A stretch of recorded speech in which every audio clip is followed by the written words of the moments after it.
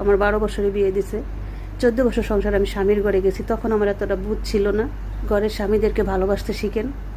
আসসালামু আলাইকুম। শুধু বোনদের উদ্দেশ্যে, কিছুদিন আগে আমার একটা ভাইয়া একটা ভয়েস দিছিল যে আপু, আপনারা মেয়ের আগে ঘরের স্বামীদেরকে ভালোবাসতে শিখেন, তাহলে দেখবেন ঘরের হাজব্যান্ড ঠিকই ভালো থাকবে। তো আমি সেই ভাইয়ার কথাটা খুব মন দিয়ে শুনেছিলাম। ইনশাল্লাহ ভাইয়ের কথাটা সত্যি। একটা মেয়ে মানুষই পারে ঘরের একজন হাজব্যান্ডকে ভালো রাখার জন্য বা সংসার ভালো থাকার জন্য।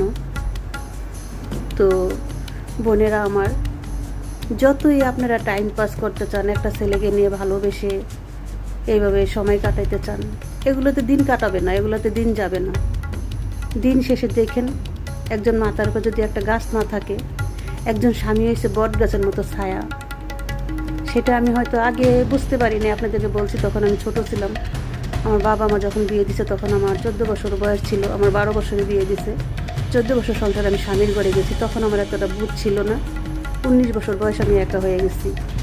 কিন্তু সত্যি কথা বিশ্বাস করেন, তখন আমি বুঝি নেই, স্বামী চিনি নেই। এখন আমি ওই ভাইয়ের কথাটা মন দিয়ে শুনে আমি বুঝতে পেরেছি যে একজন স্বামী ঘরের ওয়াইফকে ভালো রাখতে পারে বা ঘরের ওয়াইফ স্বামীকে ভালো রাখতে পারে।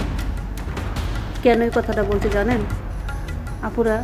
দিন শেষে দেখবেন, রাতে বা দিনে আমরা যত কিছুই করি, ঘরের হাজব্যান্ডই। কেন এই কথাটা বলতেছি আপনাদেরকে দেখাইতেছি। দেখেন আমার এই পাগুলো ফুলে কি হয়েছে, দেখেন। আমি আজকে অনেক দিন ধরে অনেক অসুস্থ, বিশ্বাস করেন। এত পরিমাণ টাকাও আমার পিছে ভাঙতেছে। আর এই পর্যন্ত আপনাদেরকে কেমনে বোঝাবো আমি, বেশ কিছু টাকাও ভেঙে ফেলছে আমার পিছে। তারপরও এখনও আমাকে বলে তুমি টেনশন করো না, আমি আছি না। তো যারা ভাইয়েরা বোনেরা বলেন বিদেশের বিয়ে, এইভাবে কাউকে কষ্ট দিয়ে কখনো কাউকে কথা বলবেন না। কারণ কি জানেন, আমি মনে করি বিশ্বের ভিতরে সারা দুনিয়াতে বিদেশি স্বামীরা অনেক ভালো। বিদেশের ছেলেরা যদিও আমাদের মতো মেয়েদের সাথে টাইম পাস করে, তারপরে তাদের ঘরের ওয়াইফকে অনেক ভালোবাসে, অনেক সম্মান করে। ঠিক আছে, এটা আমি এখন মনে করি। তো আমি সকল বিদেশি ভাইদেরকে শ্রদ্ধা জানাই, কারণ আমার হাজব্যান্ড খুব খারাপ একটা ছেলে ছিল। ইনশাল্লাহ সে এখন এত ভালো হয়েছে আর এত পরিমাণ আমার খেয়াল নেয়। আমি কখনো আল্লাহর কাছে শুকরিয়া আদায় করি যে আমি এতটুকু ভালোবাসা বা এতটুকু খেজমত তার কাছে থেকে পাবো। বিশ্বাস করে, সে ঘরে আসলে আমার এই পাগুলো পর্যন্ত টিপে দেয়। সে আমাকে এত একটা যত্ন করে।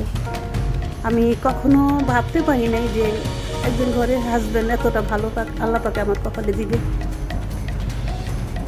তো অনেক সময় আমার হাজব্যান্ডের নামে আপনাদের সামনে অনেক কিছু বলছি, আপনারা আমাকে ক্ষমার দৃষ্টিতে দেখবেন, ক্ষমা করবেন। বোনেরা আমার, ঘরের হাজব্যান্ডই, স্বামীর সাথে কারো তুলনা নেই।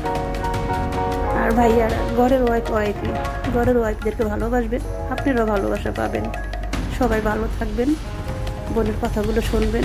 যদি ভুল ত্রুটি হয় ক্ষমার দৃষ্টিতে দেখবেন, বোনকে মাফ করবেন। সবাই ভালো থাকবেন। আসসালামু আলাইকুম।